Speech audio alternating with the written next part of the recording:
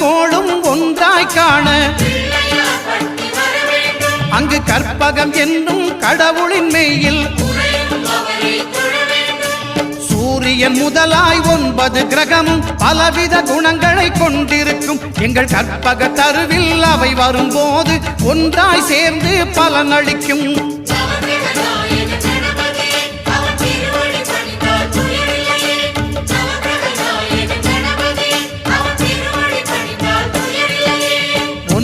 கோளும் ஒன்றாய் காண அங்கு கற்பகம் என்னும் கடவுளின் மெய்யில்